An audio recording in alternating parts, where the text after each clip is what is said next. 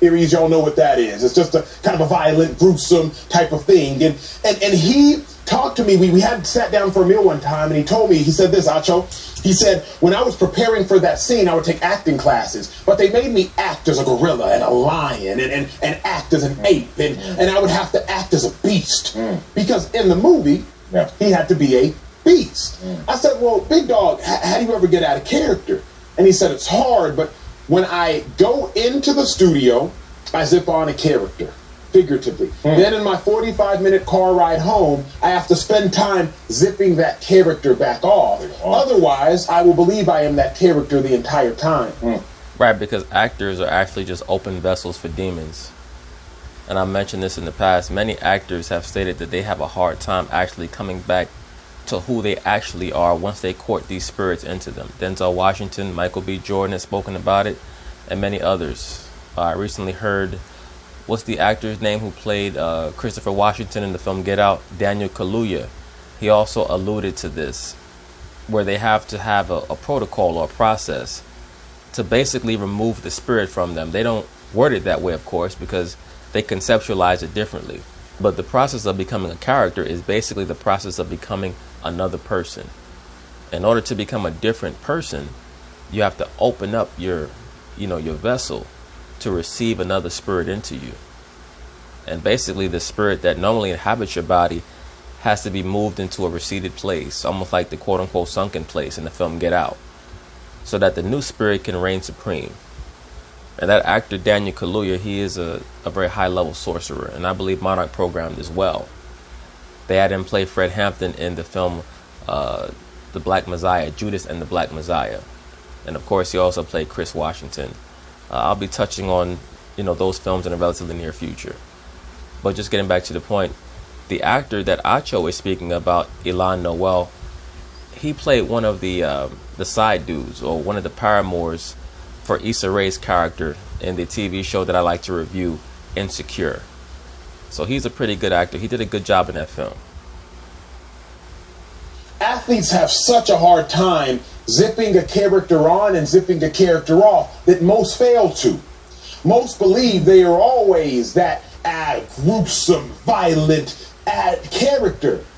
When in all honesty, you have to find a way to differentiate between who you are on the field and who you are off the field. Because on the field, you can be as violent as you want. You can yell as much as you want. You can tackle. You can curse. You can do whatever. You can hit aggressively. But off the field, you now have to become a law-abiding citizen. Because everything that's legal between those 53 1/3 yards and that 100-field length, it's no longer legal as soon as you walk off those parameters. And far too often, not far too often, we don't give enough help to athletes, nor do us athletes help ourselves enough. Now you're finally getting somewhere. People can only help you when you seek help. The concept of athletics is really directly based in a ritualized war game. That's what football is. If you watch football, it's almost like a ritualized war game.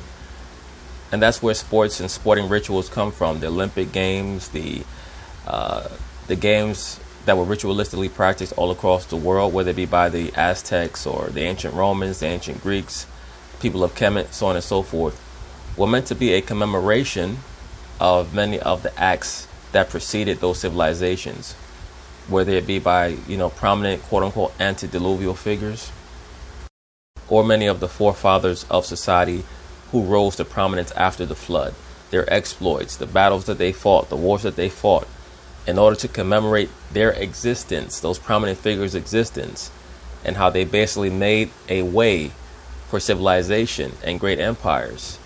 They would have these quote-unquote war game rituals, where after a while you just stopped killing people, but you had to have an allusion to killing people. That's where the gladiatorial games oftentimes came from. People don't understand. Every time gladiators fought, it was not to the death. After a while, they started to just mime death rituals in the gladiatorial arena. Sometimes they did kill. But the gladiators, they toured all across the Roman Empire, going from city to city, just like sports teams do today. So that's where sports come from, and that's why oftentimes they have big sporting events on ritualistic days, like New Year's, which is really just the greatest level of visibility of the Sirius star, the dog star. or Christmas, was known, or what was known in the ancient world as Saturnalia, right? The veneration of Saturn or the goat, so on and so forth. July 4th, what we call Independence Day, what was known in the ancient world as the time of the scorcher, or once again the dog star. So all these things have a direct correlation, and I say all that to say that's why modern athletes, they're very hesitant to seek help, because it is, there are going to be accusations that it's a sign of weakness. We saw that with Paul George, particularly with male athletes. With female athletes, they'll allow female athletes to escape any high level of scrutiny. You understand? They're not going to be held to as high a standard as men, because once again, no matter what people say, deep down they know that men and women are not equal. That's why men are held to a higher standard. But in order to get help, you have to look for it. You have to pursue it. You can't just sit back and hope that people can perceive that you're going through something. Putting that character on and taking that character off. It's another conversation, maybe for another time, maybe for the end of this conversation, but I'll leave it like this. I think a lot of our greatest athletes are great characters, but the problem is they never come back out of character. So what makes them great on the field limits them from being great, quote unquote, in life and mastering other attributes. What limits athletes from being great on the field is what allows them to thrive in life. The hard part is finding that balance and getting the help you need to find the balance. Yeah, what you're saying is something I always stress, especially when I talk to the youngsters. They always look at me fully blossomed in their eyes. When you go to elementary school, it's so funny. You're trying to talk deep to these kids, and all they do is raise their hands and ask the same question. How much money you got? What kind of car do you drive? And I'm like, I'm trying to help you navigate to get to your level of whatever that defines success will look like. But I always talk to them, the first thing you need to acquire in this world is identity. Because once you know identity, two things happen. You know who you want to be, and you know who you don't want to be. Agreed, sir. And that's one of the most important things. And that's why I stated in the past, and it's not to sound crass or harsh, but the greatest impediment to gifted so-called young black men, or just gifted so-called black men, period, is going to be the low-level Negro. Not just the low-level Negro on the outside, but the low-level Negro within. We all have a baser version of ourselves, who we have to make sure we keep in the basement where the baser sort belongs. The baser aspect of ourself tries to speak self-doubt into our mind, or hesitation, things of that sort, what's known as a loser mentality. And then you have loser Negroes or low-level Negroes who will approach you from the outside and tell you what you can't do because it was never done before, or you don't have the quality to do it. You don't have the characteristics to do it. All because they never had courage to search out higher meaning to their life. They want to try to impede your elevation. So all these things are things that we have to be very vigilant about. By learning who you are, even though that will be a continuous process of evolution, just starting to properly define who am I versus who am not. Help me. It also stops you from becoming confederate with, degenerate groups. And most groups after a while become degenerate because the bigger the crowd, the dumber the crowd. You really should stop people from, trying to categorize you if you can help it. If you can help it. If you're a member of an organization or a group, you just are. But those are ways to limit you. Many times, if you're saying something that people don't like, they'll ask you what you're a member of, or where you come from, or who you're associated with, so that they know how to put you in a box. Okay, he's that person, or he's that type of person, or he's in that group. They do it so that, everything becomes more linear for them when it's time to assess you. Wasn't a gangster. I knew I wasn't a drug dealer. I knew I wasn't a thug. I knew I wasn't all the things that people were kind of circling me with in terms of, well, this is what your uncles are. This is what your family is. And I was like, well, that's not me, because I started to learn identity. So I never was a football player. I played football. I just used football as a means to an end. Now, Richard Sherman, What you'll also find is that when people see that you're operating on a higher wavelength, they will get frustrated and try to pull you back down through low-level shaming tactics, things of that sort. Claim that you're a sellout, a coon, Hasta Diddy, you think that you're better than other people, all these type of nonsensical accusations to try to shame you from, fulfilling your destiny, what it's supposed to be, as opposed to what they want for you. Incident first occurred to me and like really digested. I know the news hit, but I didn't digest it because Richard and I have this, that's a good dude, man. And it's funny because we always have this competitive, but also parallel path. Compton, Stanford, Columbia. NFL. Then he leaves me. He says, he great, I'm good. but our community involvement, we've done a lot of things in the community together. And we always kind of just laugh at it like, damn, he my little G. I'm the OG, I'm older. And I respected him so much for what he was in terms of accomplishment. And I love the fact that now I'm starting to see deeper and pierce through the layers of not only that greatness, but some of the things that he's dealing with. Once again, brothers, that's why I always state, take your time in deciding who you're going to get within a relationship. Because just from, a surface evaluation, so many cats start to feel like they're boxed in by the family that they started too early. Don't be scared to say that you're not ready to start a family. That's the hugest responsibility that you'll have in life. That's why we have so many problems now and people trying to enforce this Marxist taxation of others. What are you giving back? Oh, who are you giving back to? What have you done for the black community? All of that is because of the dearth of patriarchal leadership, because patriarchal leadership teaches you how to be responsible for yourself and not look to others to provide for you in an enforced taxation situation. We're all supposed to give alms, but the alms that you give are between yourself, the recipient, and the Most High. Anyone that you see bragging about who they donated to or where they donated or the fundraiser that they held or the charity that they're giving to, they're doing that for clout. They're doing that for approval from others, not for the sincere upliftment for the recipient. Because at the end of the day, bro, if you're giving to another person, that's only going to last them but for so long.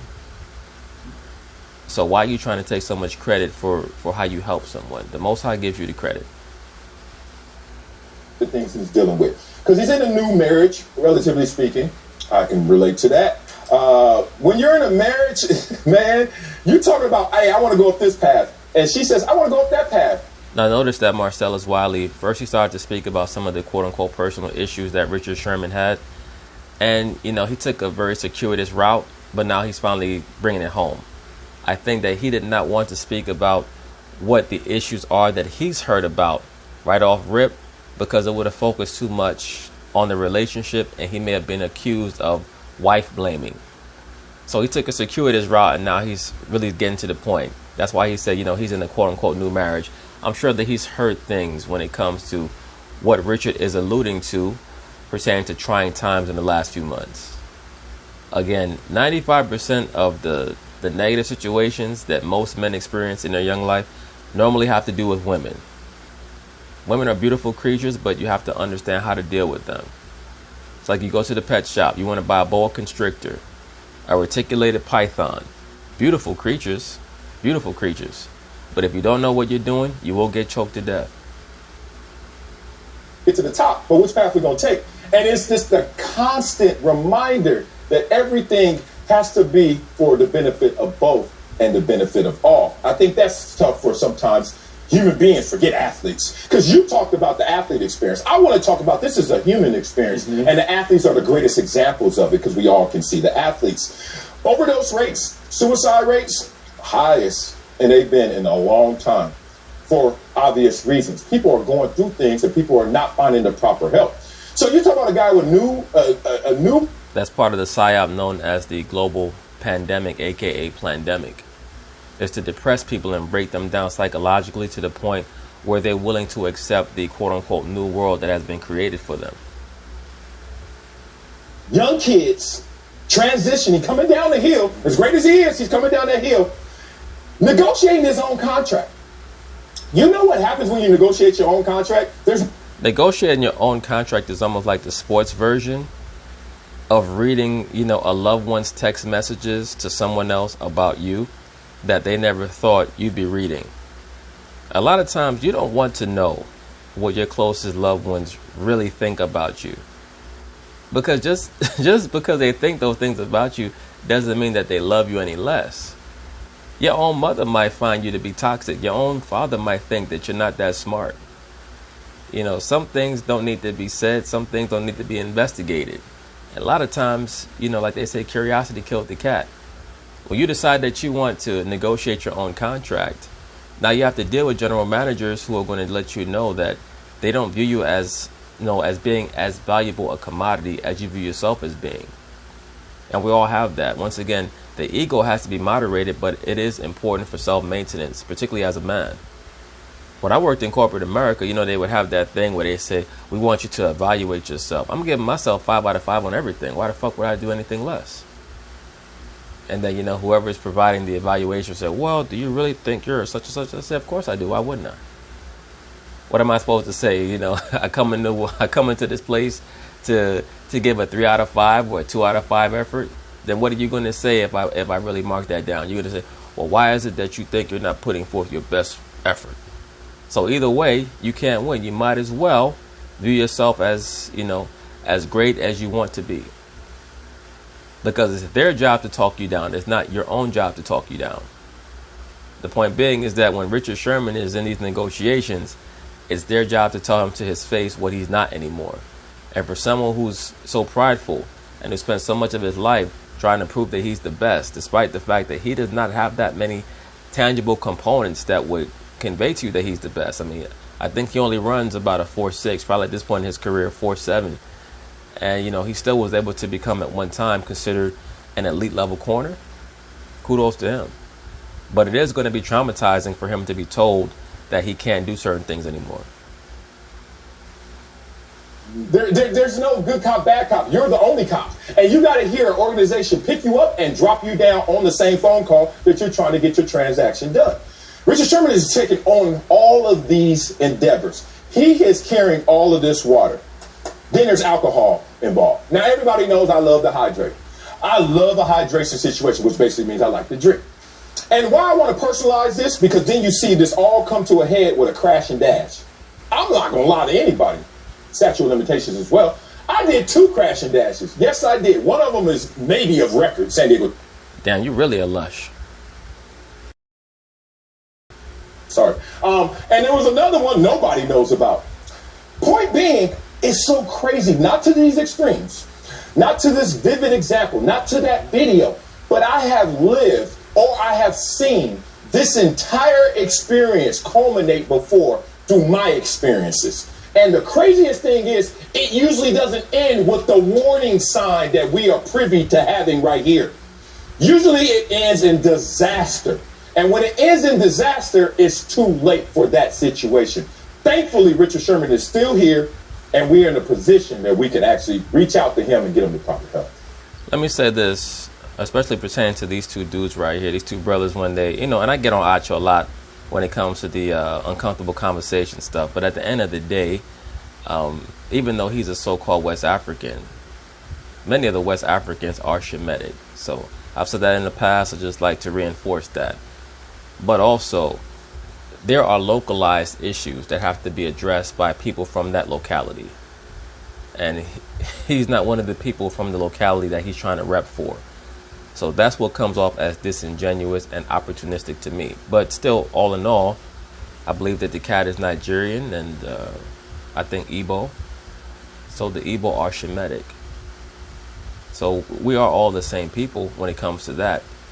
But still, we have to understand our limitations. But just getting back to the point. Both these brothers do a great job of talking about issues revolving around so-called black men. They know how to address these issues without harping on them, without demonizing. And they get to the point. They provide, you know, borderline 3-dimensional level conversations.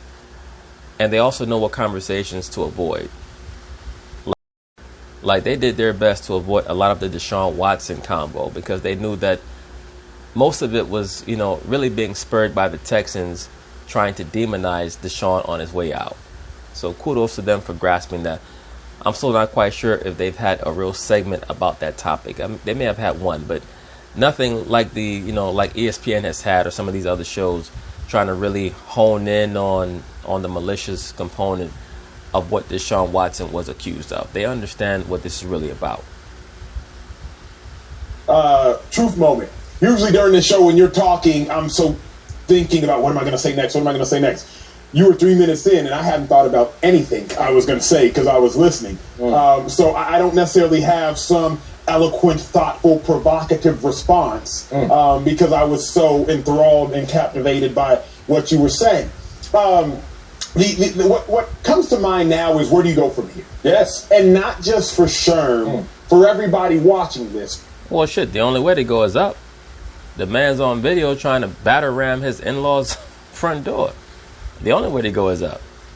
Chill out for a moment, you know. Let a lot of the energy revolving around the situation subside. And go back to being the best person that you can be. You got caught in a very bad moment. We've all been caught in bad moments in the past. Everyone is privy to lose it. I don't care who you are. Just acknowledge it and move forward. Learn from, I won't call this Sherm called it a mistake, maybe. He didn't even call it a mistake, actually. He just said he was remorseful for his actions. Right. Learn from this shortcut. Because it wasn't a mistake. I mean, shit, a mistake is when you pick up somebody else's mail. You know, a mistake ain't when you try to batter ram down your in-laws' front door. I think to my athletes, number one, is understanding that the game doesn't define you. And don't ever let the game define you. Because if the game defines you, then you have to live by other people's definition. Yeah. Unfortunately, you know, a lot of people are not intelligent enough to be defined by anything other than their exterior situation. So, you know, we can talk for as long as we want to talk about certain topics or certain issues.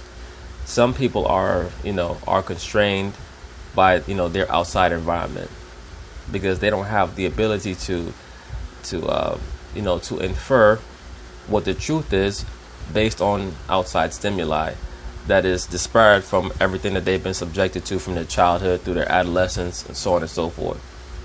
In other words, there's always going to be a sliver of truth that is, you know, existent there, even if you're surrounded by lies and nonsense and negativity.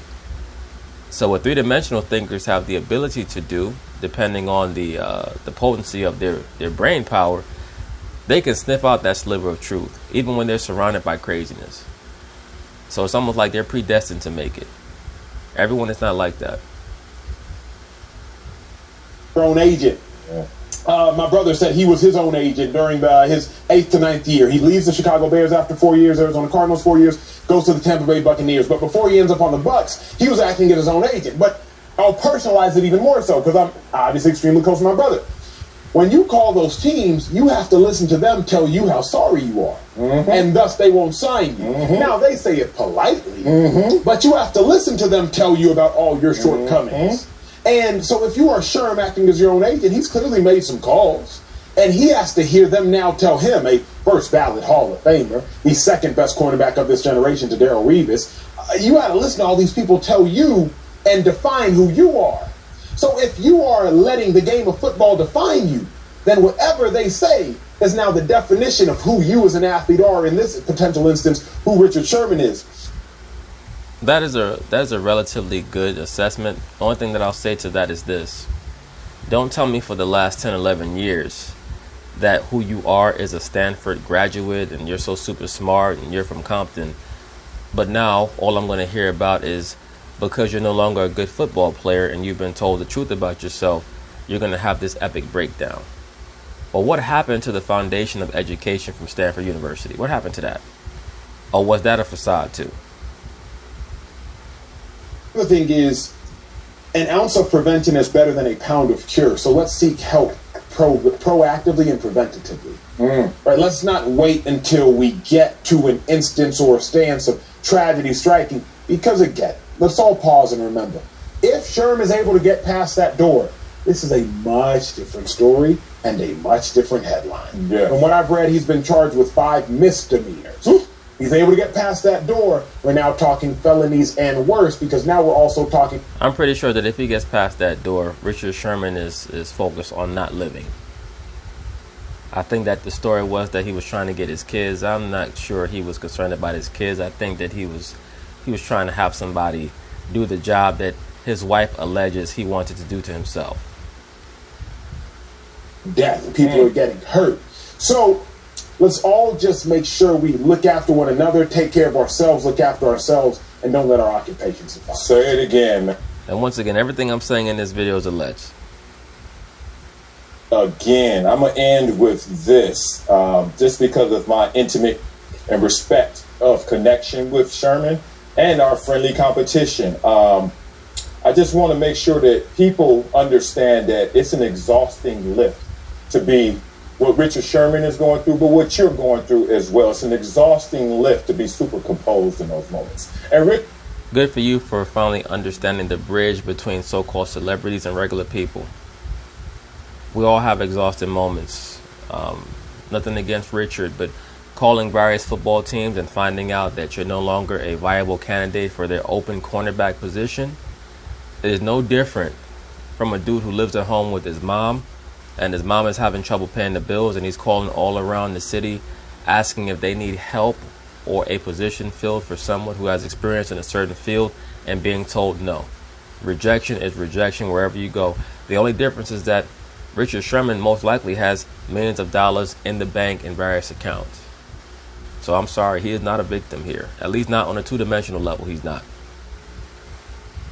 Be super composed. He's always been the go-to guy to express for all what he's going through and others are going through. I saw that same thing with Junior Seau. It's an exhausting lift to always have to make sure that you keep faith no matter what you're dealing with. And I just want to let them know you can drop some of that. You can spill some of that water. And it's fine. You're still going to be an amazing person, because you mentioned something that I think a lot of athletes struggle with when it's time to move on. And Richard Sherman, no matter if he signs or not, he knows that he's been hearing, at least from people, it's time to move on. Think about that. You went from Legion of Boom, you went from Super Bowl champs, you're Richard Sherman. You can't go anywhere where people are not saying you're the man. And then you get on a phone call and someone tells you not necessarily on your terms. Right, but why would that be so difficult to imagine? You know that you're not going to be able to play in the NFL forever. Richard knows that at 33 years old, most elite level cornerbacks are either contemplating a move to safety, or they're being moved from their team to another team or out of the NFL. He knows that already. I mean, once again, it's interesting to me that suddenly the mainstream media wants to divest Richard Sherman of the alleged intellect that they've been trying to connect with him for the last 10 years. But they have to do that so that they can sell you the notion that he's a quote-unquote victim, and he's not. And you have your own family issues and strife and things you're going through and your own personal. Then you add alcohol to it, and trust me, everything is going to go to the extreme. I remind everyone that the highlights in life need to be in front of you, not behind you. Agreed. Especially, I remember when I was leaving the locker room in Jacksonville, 10 years. 10 just sounded like enough for me. I knew I wasn't the same player. I wasn't that good. I knew I still had a few teams call. I knew I still had a few opportunities, but I was like, the highlights are in front of me, not behind me. My teammates pulling at me. Oh, what else are you going to do that's better than this? I said, I don't know that answer, but I do know I will find it. And that's what I want Richard Sherman and anybody in this kind of position to understand. My therapist told me something that brought me to tears when he told me, and it was the simplest thing I ever heard. He said, Marcellus, he heard me. Richard, grabbing the next rung. What's the next thing? Acho, I hear it a lot from you. Mr. EGOT, you're going to get 2 E's because we got another M up. EGOT, I'm going to do this. And then he looked at me and he heard me. He said, Marcellus, you won. I said, what? He said, you won. You don't have to always just, what's next? What's coming after? You know. That reminds me of the scene, and it wouldn't surprise me if his therapist saw this scene also in the film Antoine Fisher at the very end, where Denzel Washington, who also played a therapist over Derek Luke's character, Antoine Fisher, in the film, at the end of the film, Denzel's character looks at Antoine. He says, you won, son. You defeated everyone who defeated you. He said, you're the champ. I mean, that's pretty much all life is about, man. I wish that, well, actually I don't wish, but I mean, for people who live an easy life or a simple life, how would you know who you actually were as a person? It's not until you face adversity that you figure out who you are as a person. Makes you stronger, makes you better, makes you tougher, gives you more foresight, stops you from getting caught up in dumb shit in the future. You have to have these type of negative experiences. You can't have the good without the bad. And I think this is his very existence, his very contrition, the fact that he's trying to acknowledge this. You won, Richard. Now, you survived this one. It's time to thrive after this. So hopefully, Richard, you can carry the water that you can, and those in your village can share that experience with you. Coming up, But anyway, that's basically it on that, brothers. Hopefully, Richard Sherman will be able to receive the assistance that he needs so that he can alleviate himself of some of the, the stresses that he's been undergoing for the past few months, whether it be due to football or due to his relationship. And of course, once again, that's only 2-dimensionally. 3-dimensionally, it could be some whole other shit. So he's someone to monitor for the duration. Peace.